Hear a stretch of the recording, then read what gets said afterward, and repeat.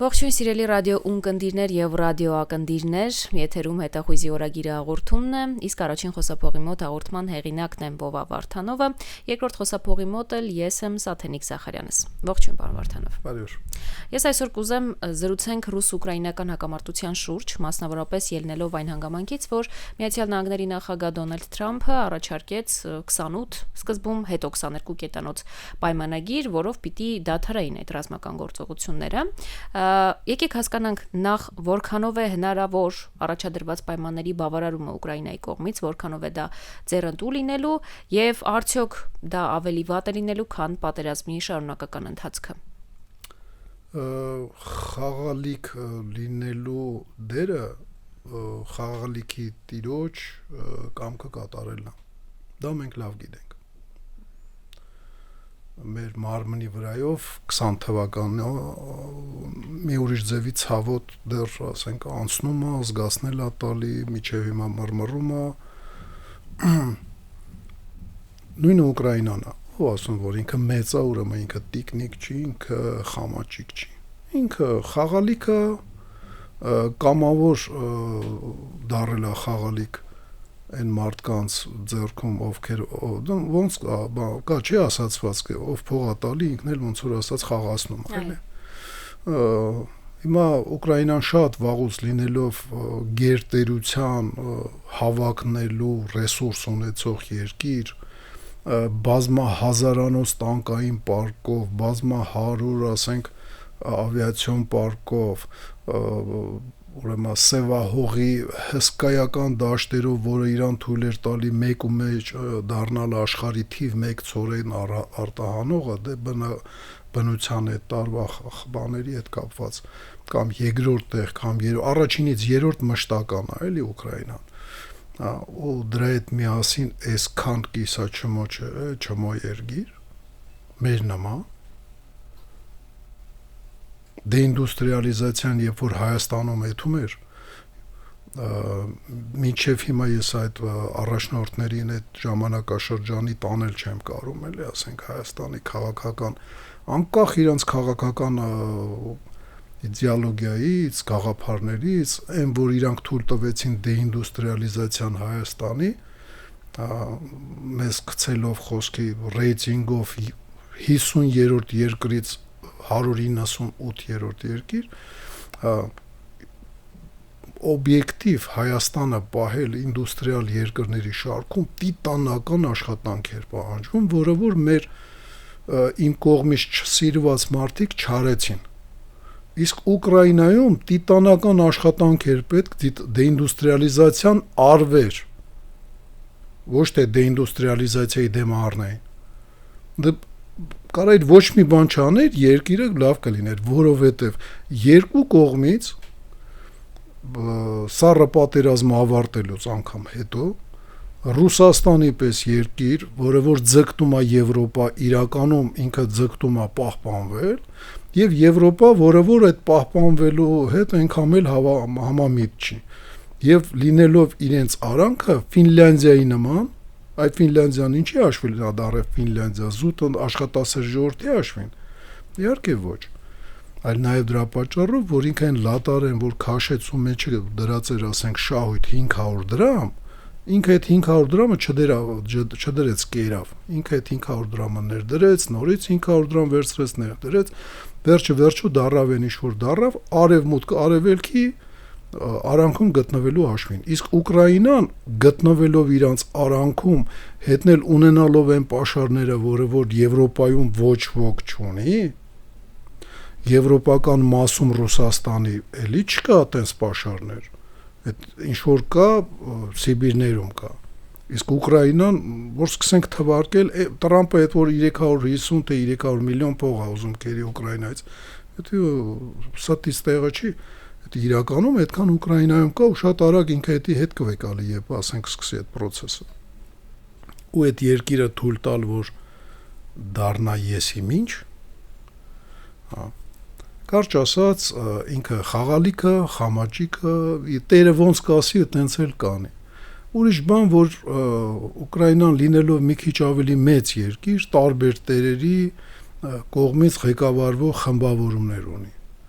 կան Ամերիկայի կողմից ղեկավարվող, ասենք, խմբավորումներ, Ամերիկայի դեմոկրատների կողմից, կան հանրապետականների կողմից, կան, որոնք որ ավելի շատ հակված են Եվրոպային, կան, որ Եվրոպայի, ասենք, Լեհաստան եւ պայմանական Լեհաստան, որի մեջ մտնում են նաեւ մերձբալթյան երկրները, այդ կողմին են ավելի հակված, կա, որ հակված են ավելի շատ Հունգարիային եւ գերմանալեզու հողերին, կարճ ասած, Ուկրաինան չի որոշում այնտեղ ոնց է լինի։ Որոշողները Վաշինգտոնում են եւ Բրյուսելում են։ Հնարավոր է, ասենք, դա լինի, հնարավոր է։ Հիշում եք, ես բարբերաբար կրկնել եմ մի թեզ, որ Ռուսաստանը հնարավոր չի, ինքը ոչ թե ինչ-որ հնարավոր չի, այլ ոչ, ուղղակի Ռուսաստանը հաղթելու է այս պատերազմում։ Շատ դանդաղ, միջին արագությամբ, բայց հաղթելու է, ինքը պարտվելու է խաղաղության մեջ։ Այս թուղթը խաղաղության մեջ պարտվելու սկիզբն է։ Ռուսը այստեղ արդեն ուրվագծվում է իր պարտությունները։ Միջազգային օրենքները այսպես թե այնպես աշխատում էին նացիստական Գերմանիայում էլ, նացիստական Գերմանիայի հետ կապված հարաբերություններում էլ, այն որ Բեսպրեդել աչուձեխ եսի ինչեր էր անում։ Չինաստանում էր աշխատում Մաո Ձեդունի վաղտ, Սովետական Միությունում էր աշխատում Ստալինի վաղտ, անգամ Կամպուչիայում էր աշխատում, երբ որ Պոլ Պոտն էր ղեկավարում, որը ինքը իր ժողովրդի 1/3-ը գենոցիդ արեց, ու դեպորտացիա եւ գենոցիդ, ուզում եմ ասեմ, դա աշխատելու է, միջազգային փաստաթղթերը աշխատելու են, ու հիմա իր բավականին ուժեղ դիրքը, ասենք, թեկուզ փողի հետ կապված այդ $300 միլիարդ եւ ավել սառեցված Բելգիայի բանկում, տեսել եք այդ բանի մեջ ինչ է ասում Տրամպը, անենք այդ 300 միլիարդը, ասում է, եկեք գումարի կեսը տվեք ինձ, Էրմյուս կեսը էլի տվեք ինձ, բայց կարակ գաք տնակ ես ոնց եմ ծախսում, երկրորդ կեսը կարակ տեսնեք ոնց եմ ծախսում, то есть ռուս-ամերիկյան ցենց եսի ինչ ֆոնդ էլի, որտե պարզա չէ ում ձեռնալնելու առաջնահերթությունը, որոշում ընդունելու հարցում, կարճ ասած դա խաղաղությունում պարտվելու ոչ միայն խաղաղության փաստաթուղթ, այլ խաղաղությունը հաստատելուց հետո Ռուսաստանը պարտվելու է, որովհետև այդ երկիրը շատ վաղուց մեզանից ոչ պակաս հիմար էլիտա ունենալով, նաև ինտելիգենցիա, ինչ որ մոլ է, այ ոնց որ մենք ենք մոլ եղել, չգիտեմ, իր պարսկամոլ, ռուսամոլ, արևմտամոլը բոլ չի, հələ մի հատ էլ մի մասը մեր ամերիկամոլը, ոնց որ ասենք բանը Ուկրաինայում, մի մասը եվրոպամոլը, եվրոպամոլը բոլ չի, ասենք, հələ մի հատ էլ բանա լոնդոնամոլ եւ փարիզամոլ, այտենց մոլեր էլ առևտրի շենքերի հետ չեմ, այլ ապուշներից է բաղկացած Ռուսաստանը, որոնք որ իրանցը այնքան չեն սիրում, ինչքան ուրիշինը, ոնց որ մենք էլ այտենց ապուշներից ենք բաղկացած, մենք մերը չենք գնահատում, մերը չենք սիրում, տիպիկ ռուս ենք էլի ասենք, բայց ռուսների ծնվելուց մոտավորապես 2000 տարի առաջ մենք արդեն այտենց էինք, то есть մենք ռուս ենք ռուսից առաջ, զարմանալ է, բայց այտենց է, ցավալի բան եմ ասում, կարճ ասած այդ փաստաթուղթը դրա մասին է, ոնց Ռուսաստանը հերթական անգամ պիտի զրկվի իր մարտի դաշտում հաղթանակներից, հերթական անգամ պիտի կրակի մեջից շագանակները հանի իր ձեռքերով եւ տա ուտեն իր կողմից ում նկատմամբ ինքը մոլ է, այ դրանց մոտորապես այդքանը միջազգային բանի հետ կապված, որ վեկալում ես, Ռուսաստանը ռեյտինգը բարձրացնում է, միգուցե, բայց այդ պայմանական հարավ կոչվածը ինքը խիչի տենում, որ ռուսը երազում է ֆրանսիացի ծնվի կամ անգլիացի ծնվի, ինքը տենում է դա։ Իրանց մեջ էլ այտենց էլիտաներ կան, այո, բայց ժողովուրդը հիմնականում այդքան էլ թունավորված չի մոլություններով, էլի, այդ կարգի։ Իրանք ուրիշ ձևի մոլություններ ունեն։ Կարճ ասած, ռուսը չի կարողանա դառնա առաջնորդ պայմանական հարավի համար արևմուտքի դեմ արշավի հարցում բազմաբևեռ երկրագունդը դարձնելու գործում, որովհետև երկրագունդը sense tenants միշտ եղել է բազմաբևեռ, անգամ երբ որ Ամերիկան թվում էր թե միանձնյա ղեկավարում երկրագունդը, կան երկրներ, որ մասամբ էին ենթարկվում, կան երկրների խմբեր, որոնք որ ենթարկվում էին այնքան, մինչև իրենց շահերը համընկնում էր։ Իսկ կան երկրներ, որ այն վաղտել անհամաձայնություն էին ցուցաբերում, ասենք, այսպես ասած, հիշում եք ում էր Ամերիկան անվանում իզգոյներ։ Բան էլի ասենք, դուրս մնացած ընդհանուր հասարակությունից, ասենք, Կորեային իզգոյ, շատ աղքատ երկիր, այո, բայց եթե երկրի հարստությունը վեգալես բանամիջուկային տեխնոլոգիաների տեր, իսկ դա այնքան հարուստ ու թանկանոց process է, որ եթե վեկալում ես փողի ու բաժանում ես կորեացիների բնակիչների վրա, կարող է պարզվի, որ իրանք աշխարհի ամենահարուստ ժողովուրդն են։ Իրանին, Աֆղանստանին, իրար հետ չբռնող երկրների մասին է խոսքը, կարգ ու կանոնով Իրանը, անկարգ Աֆղանստանը, ազգ պետություն, ոչ թե ազգ բանակ, այլ ազգ պետություն Կորեան,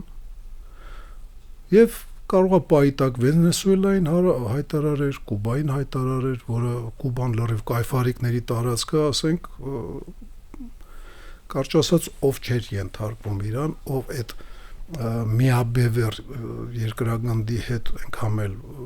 չէր համակերպվում, առանձին իր փոքր ըստ իր երկրի կարևորության եւ չափսերի բևեռիկ էր, sense մի հատ բարձրացնում։ Կարճ ասած, երբեք միաբևեռ երկրագունդը չի եղել, դժվար է լինի։ Նայեք «Զվյոզդնոյ վոյնի» ամերիկյան Ջորջ Լուկասի նկարած ֆիլմը, հենց նման բան, իմպերիան հասցրեց հարվածը, մի անգամից ինչ-որ ուժեր են ստեղծվում, որ այդ հարվածի դեմ սկսում են պայքարել։ Չի լինում այդպես բան։ Եթե լինում է շատ կարճաժամկետ, միաբևեռ։ Իսկ եթե անդրադառնալու լինենք ռազմական կողմին, ռազմական միջոցների կողմին, Ուկրաինան որքան ժամանակ կարող է դիմադրել։ Հաշվի առնելով, որ այն տեխնոլոգիաները, որոնք որ մշակվում էին դեռևս 60-ական, նույնիսկ 50-ական թվականներից, իրանց լայն կիրառությունը ստացան ռուս-ուկրաինական այդ ապուշ երկու Իվանների, Կիևից եւ Մոսկվայից երկու Իվան, որ իրար հետ կռվում են այդ մարտի դաշտում, ու բավականին մասսայականացվեց, որովհետև այդ տեխնոլոգիաները այդ տասնյակ տարիների մեջ մեծ պատերազմ չտեսնելով, ասենք, այսպես ասած զարգացած երկրների հողում, այդ տեխնոլոգիաները մտան կենցաղի մեջ ու դառան կենցաղի մի մաս, շատ քիչ օգտագործվելով ռազմական ոլորտում։ Ու հիմա հակառակ process է գնում։ Հիմա այն կենցաղային տեխնոլոգիաները վերադառնում են մարտի դաշտ։ Ես ինչ նկատի ունեմ, օրինակ միկրովալնովկեն այսօրով օգտագործվում է շատ ուժեղ ձևով, ոնց կլինի SVČ, սվերխվիսոկի չիստոտի։ Ու այդ բաները միկրովալնովքի մեջ, որ ասում է ճառագայթվելու, խուսափելու համար շուշեն հատուկ ծածկ ունենում, այնտեղ վրան կսած, բայց խորհուրդ չեն տալի դեմը կանգնել նայել թե այնտեղ ինչ է կատարվում։ Ինչի համար, որ այդ ճառագայթում, ասենք, ուղեղի վրա մարդու չետա։ Այդ ճառագայթները ժամանակին ստեղծվել է որպես հակաօդային եսիմինչ հայտնաբերելու համար, ու եսիմինչ ձևով ռազմական բանի մեջ հետագայում էլ չի զարգացել։ Զարգացել է մի փոքր, էլի այնքան որ այս ճյուղի մեջ օգտագործվել է ՊՎՕ-ում։ Բայց հիմա ասենք եկել է վերադարձել է բան, մտելա կենցաղի մեջ բիզնես դա արևմուտքին էր բնորոշ, ցանկացած ռազմական տեխնոլոգիա, եթե հնարավոր էր բիզնեսի վերածել, ինքը դարել է բիզնես, հիմա վերադառնում է մարտի դաշտ, արդեն massայական շատ էժան, հիմա եթե ինքը մնար որպես ռազմական տեխնոլոգիա, ինքը սարսափելի թանկ էր լինելու, ինքը ոսկուց էր լինելու, ոնց որ բանը, ասենք ֆիլմ կա մի հատ Վաշինգտոնի, Պենտագոնի պատերազմները, որ նայեք ոնց է, ասենք մի զրահ մեքենան ուռում ու դառնում անդեղ, ես իմ $8 միլիարդ, էլի ասենք, մի հատի կամ մի քանի հատի գինը։ Այդտենց հա ռազմական բյուջեն ոչ շատ բարդ է ձևավորվում, լիքը սրիկայություններ, կոռուպցիա եւ լիքը հիմարություններ կան, իսկ քաղաքացիական տնտեսության մեջ այդ ամեն ինչը ավելի adekvat է, որտեղ եթե ապուշություններ սկսես անել, դա չի աշխատի 20 անկանաց։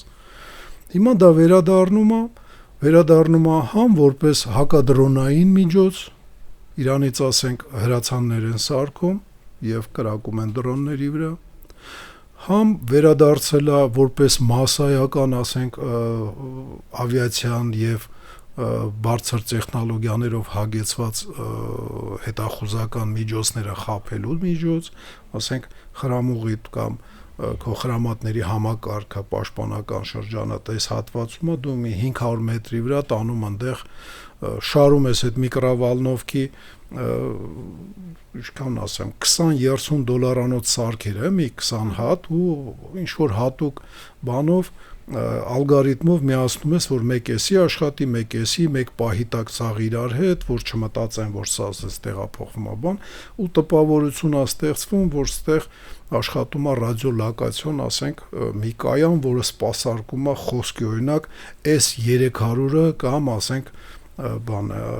Patriot հակաօդային համակարգը։ Համապատասխան ստեղ հարված է գալի, այս կողքը մի քանի 100 մետրի վրա, ու 200 քիչ ասացի, մի քիչ հեռու գտնված անձնակազմը անվնաս է մնում, որտեղ կարողացավ խաբի։ Նման բաներ Ուկրաինայում շատ է կիրառվում քաղաքացիականից, նույն դրոնները։ Բանը դրոնը ինչ է, ասենք, դա դեռևս 50-ական թվականներին որպես հակաօդային համակարգերի համար վարժանքի բանը թևավոր ինքնաթիռները, որ ասենք օդային հանում առանց օդաչուի, որ վրան կարակեն, ասենք հակաօդային համակարգերը պարապեն, համակցված, ասենք, ու բանը փոքր տեղից թռնելու հնարավորություն, որը էլի 50 թվականներին բանը վերտալյոտներն էին, ուղաթիռները, իրար հետ կպցրել են, շատ հասարակ պարզ եմ ասում, բայց հաղորդման շրջանակում, որպեսզի ասենք ավելի սահուն եւ արագ անցնենք, էլի այդ թեմայի սկզբի վրով։ Այդ ամեն ինչը դարել է բան, կվադրակոպտեր կամ ասենք արդեն պենտակոպտեր, օնո, ես իմ ինչ կոպտեր, ընդ 10 թևով բաներ էլ կան նույնիսկ փոքր տեղից, ասենք, վերև թռնելու անօդաչու սարք։ Նույնիսկ կա, որ թռնում է, հետո ինքնաթիռի բանը սկզբունքով է առաջ գնում, որպեսզի վառելիքի կամ էլեկտրոէներգիայի խնայողություն լինի։ Այդ ամեն ինչը ստեղծվել է ռազմական որպես բան, ուղղաթիռը ռազմական է ստեղծվել, ռոբոտացված համակարգ, որը որ թիրախի դեր է խաղում, ռազմականացված է ստեղծվել, նույնիսկ առաջատարներից մեկը սովետական միությունը, փաստացի Ռուսաստանն է եղել, հետագայում ուղղակի ասենք չի զարգացրել այդ ճյուղը։ Հետո դարել է, ասենք, հարսանիք նկարելու եւ երեխաների խաղալիք եւ վերադարձել է մարտի դաշտ։ Ու դրա հաշվին ինքը էժան է, ինքը massայական է իր էժանության պատճառով։ Հիմա եթե խաղալիքներ լինեին, որոնք որ շունիկին ես իմ ինչ են անում, կոպի են անում, են որ վարչապետի բանում կարծեմ բլոգում էր, թե որտեղ էր, որ էս էլ մեր շունիկը բան, այդ շունիկը սարսափելի թանկ հաճույք է, հələ որ, այ եթե ինքը մտներ սրանից մի 20 տարի առաջ որպես կենցաղի մեջ անհրաժեշտ բան, ենթադրենք խաղող էր տրորում, ասենք մի բաժակ խաղի հյութ ստանալու համար բնական է, ասենք այդ բլենդերը շունիկի տեսքով չէր կարա թանգլներ, ինքը կարար մի քիչ թանգլներ սովորական բլենդերից եւ այդտեղից իր էժանությունը կբերեր դրան, որ ինքը մասսայական կարտադրվեր, ինքը շատ էժան կլիներ եւ հիմա մարտի դաշտ վերադառնալուց ինքը հավասար գին կունենար, ասենք նույն FPV այդ ձեռով կառավարվող անօթաչու թռչող սարքի հետ հիմա ինքը այդպես չի, ինքը սարսափելի թանկ է ու իր ֆունկցիոնալը ես այնքան էլ լավ չեմ պատկերացնում այդ տարբեր բաներ կա մուլ կա հայերեն ասենք դա կարելի է ջորի ասել էշի եւ ձիու խառնուրդն է էլի մուլ ավանակի եւ ձիու դրա то есть այդ շունիկի մեծ տարբերակը կա որը որ բեռը իր վրա կրում բան այդ շունիկի ֆունկցիոնալը այնքան հասկանալի չի էլի բայց այդ մարդանման ռոբոտներ էլ կան հիմա որ օգնում են կենցաղում դրանք կարծում եւս դեռ թանկ են այո դեռ թանկ են պետք է տասնյակ տարիներ անցնի որ ինքը դառնա ասենք ավելի էժան շատ ավելի էժան քան ասենք վարձած գաստարբայտերը տարեկան գաստարբայտերի աշխատանքը չպետք է գերազանցի այդ ռոբոտի ասենք բանա խոսքի 30%-ը то есть 3 տարվա ոնց որ ռոբոտ փոշեկուլը ռոբոտ փոշեկուլը առաջներում երբ որ $1500 էր կամ 2000 երով էր առնում իսկ հիմա $150 է շատ շատերը կարան իրանց թույլ տան շատ շատերը այն նույն ձևով ու երբ որ ինքը մասսայական դառնա ասենք այդ փոշեկուլ բանի նման ռոբոտացված համակարգի նման ինքը մարտի դաշտ կարող է վերադառնալ իդեպ բանա նույն փոշեկուլների սխեմաները օգտագործվում է ականազերծելու կամ դաշտը ուսումնասիրելու հարցում համապատասխան ասենք փոփոխություններ են մտնում իր կոնստրուկցիայի մեջ ինքը մի քիչ ավելի մեծ է դաչիկներ են որոշակի ասենք վրան բանալվում եւ սխեմայով որ ինքը ասենք զիգզագ բան անում զոնդաժ անում այդ տարածքը այնտեղ հայտնաբերում է ականները ոչ պակաս մարդուց ասենք բավականին հմուտ ձևով եւ այդ քարտեզը արդեն կարող ես դու բան անես օգտագործես ու ինքը այդքան թանկ չի ինչքան այն հատուկ եսի ինչ ռազմական ռոբոտացված բաները որ նույն գործն են անում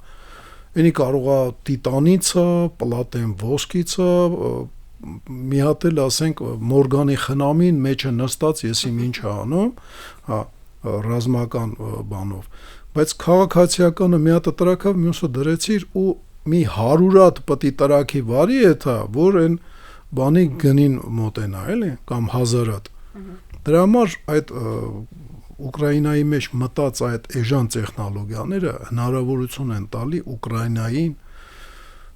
դեռ 100 տարի Ռուսաստանի դեմ պայքարել։